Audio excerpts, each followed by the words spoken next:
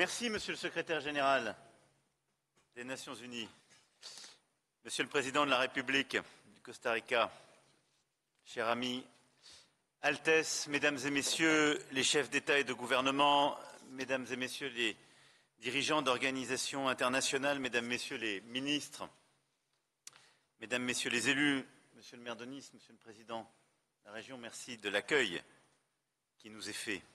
Mesdames et Messieurs, en vos grades et qualités.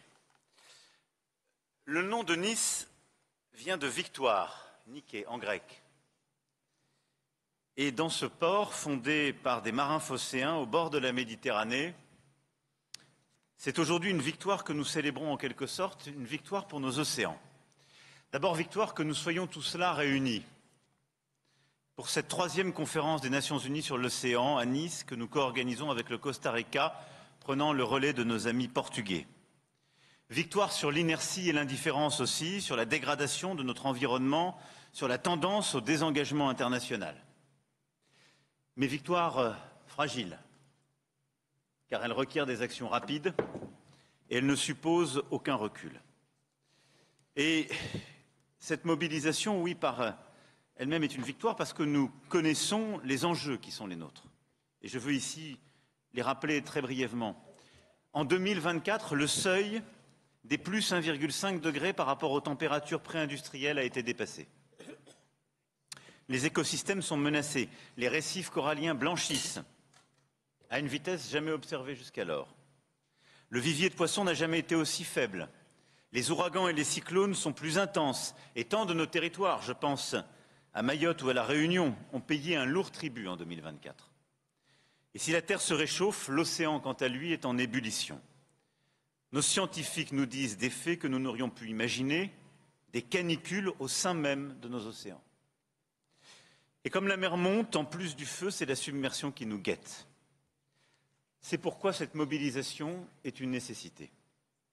Aujourd'hui à Nice, nous avons plus de 120 pays, plus de 50 chefs d'État et de gouvernement, plus de 30 chefs d'État, chefs d'organisations internationales qui ont fait le déplacement. Et ça vient d'être évoqué, 100 000 personnes qui participeront à cette conférence, avec des milliers d'événements partout organisés. C'est inédit pour nos océans. C'était essentiel, car l'océan nous relie tous au sein d'un seul et même écosystème, qui lie aussi climat et biodiversité. Les émissions de gaz à effet de serre ici touchent les calottes glaciaires, au pôle, qui en fondant provoquent en retour une hausse du niveau des mers qui touche alors les 3 milliards d'êtres humains vivant sur toutes les zones côtières de la planète. Les plastiques jetés à terre se retrouvent au gré des courants au milieu du Pacifique et au fond des canyons de la Méditerranée et polluent toute notre chaîne alimentaire. Et les premières victimes sont les États côtiers, les États insulaires et toutes les petites îles. Et nous avons tant de nos amis qui sont ici présents et qui dirigent ces États ou ces collectivités. C'est aussi le continent africain, présent ici en masse, qui voit déjà son trait de côte reculer.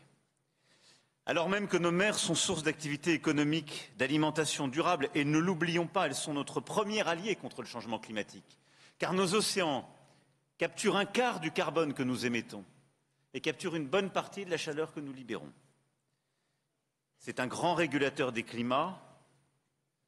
Notre mobilisation est donc indispensable. Et elle l'est, avec la perspective dans quelques mois de la COP30 de Belém, Monsieur le Président, cher Lula, au cœur de cet autre fabuleux puits de carbone qu'est la forêt amazonienne.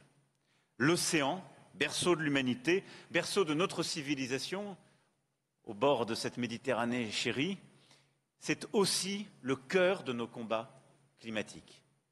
Celui pour l'eau, l'alimentation, l'environnement, le climat, la biodiversité. Et ces combats sont inséparables et c'est celui que nous menons. C'est pourquoi cette conférence, à mes yeux, a un premier objectif, et grâce à votre mobilisation, tous et toutes, nous l'avons atteint, c'est de rappeler la nécessité d'engager la communauté internationale dans toutes ses composantes. Pour réussir la bataille pour les océans, il nous faut redonner de la force au multilatéralisme, derrière le secrétaire général des Nations Unies, et bien considérer que la seule manière de répondre à ce défi, c'est de mobiliser tous les acteurs, les chefs d'État et de gouvernement qui vont ici parler, mais également les scientifiques qui se sont mobilisés, et je veux les en remercier. Il n'y aura pas de bataille pour nos océans si elle n'est pas d'abord fondée sur une science libre, ouverte, partenariale. Le climat comme la biodiversité, ça n'est pas une question d'opinion, c'est une question de faits scientifiquement établis.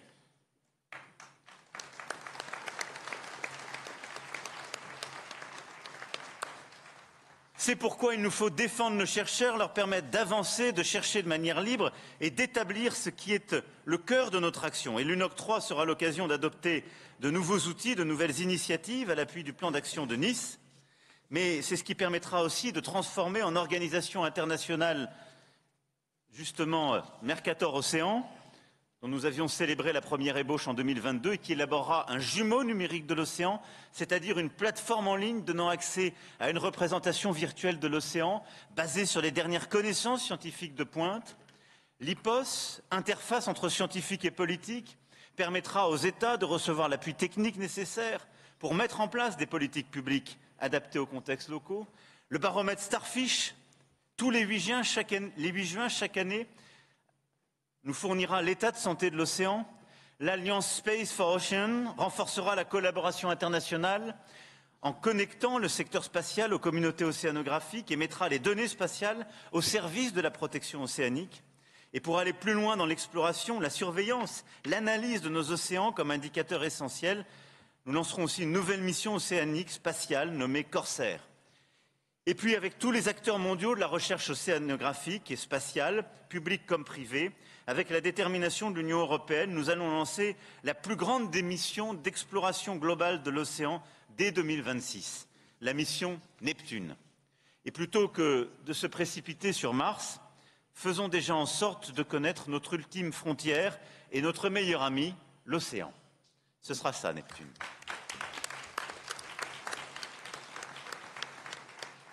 Mobiliser la science donc, et nous baser sur celle-ci, mobiliser tous les acteurs locaux et de manière inédite, 300 élus, maires et gouverneurs des 5 continents ont créé, sous l'impulsion de Christian Estrosi, que je remercie, la première coalition des villes et régions pour lutter contre les effets du changement climatique et de l'élévation du niveau des mers.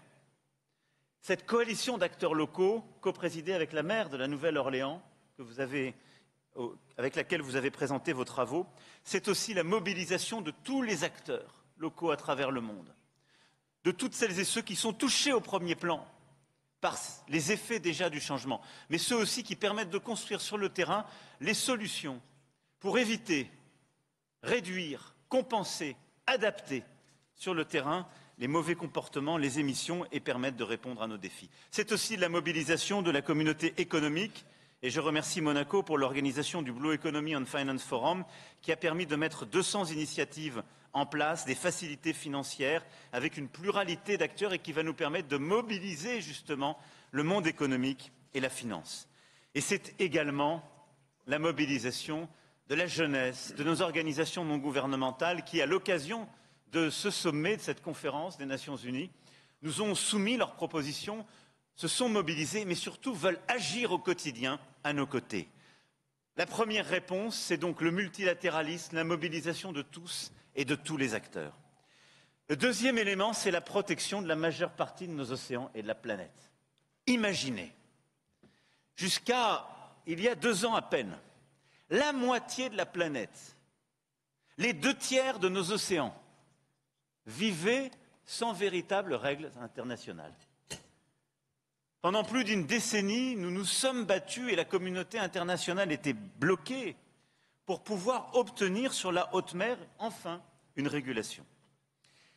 C'est ce qui a été signé il y a quelques mois avec le traité, qui en anglais se dit Biodiversity Beyond National Jurisdiction, BBNJ donc, qui régule la haute mer.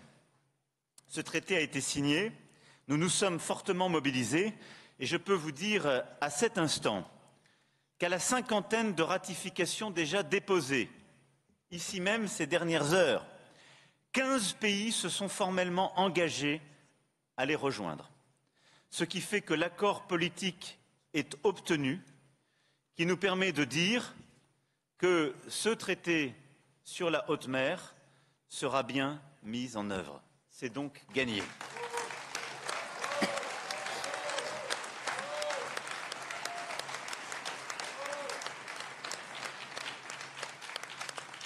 Il aura fallu 12 ans en 1982 pour faire de même avec la Convention du droit de la mer. En 2 ans, par cette mobilisation collective, nous aurons réussi à faire appliquer enfin ce traité qui simplement donne des règles, va permettre de lutter efficacement contre la pêche illégale, va permettre de protéger nos océans dans les 2/3 du globe, dans les 2/3, de ces océans et la moitié de la planète. La troisième bataille, c'est la protection des grands fonds marins. Nous sommes 33 États à avoir créé une coalition pour promouvoir un moratoire sur l'exploitation des grands fonds marins. Et je le dis ici à tous, c'est une nécessité.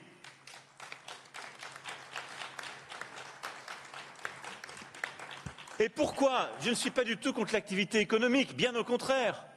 Mais je pense que c'est une folie de lancer de l'action économique prédatrice qui va bousculer des grands fonds marins, qui bouscule la biodiversité, qui la détruit, qui libère des puits de carbone irrécupérables, quand nous n'y connaissons rien. C'est de l'obscurantisme que de faire de l'exploitation avant d'avoir commencé l'exploration. Et donc le moratoire sur l'exploitation des grands fonds marins est une nécessité internationale. Lançons des grandes missions d'exploration, connaissons, mettons la science en avant, mais n'exploitons pas ces grands fonds marins, protégeons nos écosystèmes, parce que nous ne savons pas ce qui peut s'en suivre, parce que vous avez là des réserves de carbone essentielles, parce que vous avez là des espèces que personne ne connaît encore. Ce combat est vital pour nous tous, et je le dis ici avec force, les abysses ne sont pas à vendre, et pas plus que le Groenland n'est à prendre, pas plus que l'Antarctique ou la haute mer ne sont à vendre, pas plus que les licences de pêche des pays en développement ne sont à donner, pas plus que les données scientifiques ou la sécurité des populations littorales ne sont à sacrifier. Nous parlons d'un bien commun, nous parlons d'une œuvre qui nous engage tous. Alors allons-y. L'autre combat, c'est la protection de 30% de nos terres et de nos mers. C'est le combat que nous avons livré, qui a été fixé dans le cadre global lors de Kunming-Montréal pour 2030. Cet objectif, nous l'avons porté ensemble avec Rodrigo dès janvier 2021 par la coalition de la haute ambition pour la nature et les peuples. Il réunit aujourd'hui plus de 120 membres et il s'est imposé lors de cette COP à Kunming-Montréal. À ce jour, juste avant cette conférence, nous étions à 8% des mers protégées, selon les derniers décomptes. Cette semaine va permettre, et j'attends les annonces tout au long des prises de parole, d'augmenter ces aires marines protégées à travers la planète, mais on ne peut pas rester à ces 8%. Objectif 30% en 2030. La France, deuxième zone économique exclusive du monde, y prendra toute sa part. Plus de 30% de notre zone économique exclusive est d'ores et déjà protégée. Nous en sommes fiers, mais nous allons plus loin. La Polynésie française vient de réaliser une première grande annonce. Plus de 4 millions de kilomètres carrés nouveaux sont désormais protégés, dont 900 000 kilomètres carrés en protection forte. Et nous allons faire plus dans le dialogue et la concertation, travaillant à renforcer des actions de protection avec certains de nos grands voisins dans nos territoires d'outre-mer. Mais parce que certains scientifiques nous disent aussi que c'est encore insuffisant, nous allons renforcer significativement le niveau de protection d'une partie de ces aires. À travers un plan pour la protection des fonds marins, et la carte sera donnée lors de cette conférence très précisément, nous allons désormais classer les écosystèmes les plus sensibles, comme les posidonies, les canyons, en protection forte. Les activités humaines seront donc davantage encadrées, certaines interdites. Les techniques de pêche comme le chalut de fond, mais aussi toutes les activités minières, seront dans ces zones qui ont été cartographiées sur une base scientifique, concertée avec nos pêcheurs. Ces zones seront données, ce qui nous permettra de faire plus que doubler le niveau de notre protection forte dans notre zone économique exclusive. Voilà, mesdames et messieurs, les quelques convictions que je voulais partager avec vous. Tout ça sont des combats que nous continuerons à mener. Nous devons aussi continuer de nous mobiliser sur la question du plastique. 8 millions de tonnes de plastique sont déversées chaque année en mer. Les discussions sont essentielles nous aurons ici une déclaration mondiale, une mobilisation qui permettra, je l'espère, de mobiliser tous et toutes pour la prochaine réunion, et nous essaierons de mobiliser au sein tout particulièrement de la Méditerranée, mais la bataille pour limiter le plastique, combattre le plastique sur terre et en mer est essentielle. Nous allons, lors de cette conférence aussi, accélérer la décarbonation du transport maritime. Des initiatives essentielles ont été prises pour le ralentir, pour favoriser le transport à voile, pour favoriser de nouveaux carburants. Et je veux saluer l'accord historique de l'Organisation maritime internationale, obtenu il y a quelques mois, qui est une véritable révolution et qui va permettre de transformer le transport maritime international. Au-delà de celui-ci, nous continuerons le combat pour électrifier nos ports, c'est un combat essentiel car c'est 10 à 20% de nos émissions. Et puis nous devons continuer la lutte contre la pêche illégale. 1 poisson sur 5 consommé dans le monde provient d'une pêche illicite, qui est un pillage, une piraterie, qui abîme notre biodiversité.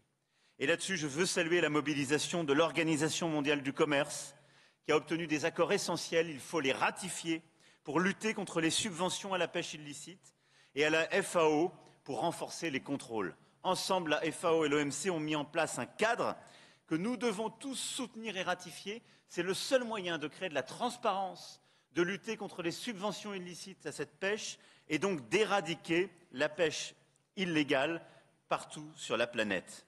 Ceci est essentiel. Pourquoi? Abderrahmane Sissako l'a dit tout à l'heure. Parce que cette pêche se fait dans les États les plus pauvres. Elle se fait dans les mers des États qui n'ont pas les moyens de les protéger.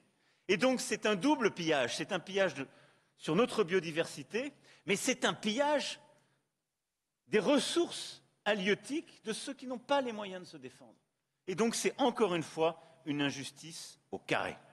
Voilà, mes chers amis, ce que je voulais vous dire en ouverture de cette conférence. Je le dis, et pardonnez-moi avec passion, parce que ce combat pour les océans est au fond au cœur de tous les combats que nous menons depuis des années pour notre biodiversité, contre le réchauffement climatique et les dérèglements et ce qui s'ensuit, et pour améliorer notre environnement et la santé de nous-mêmes et de la planète.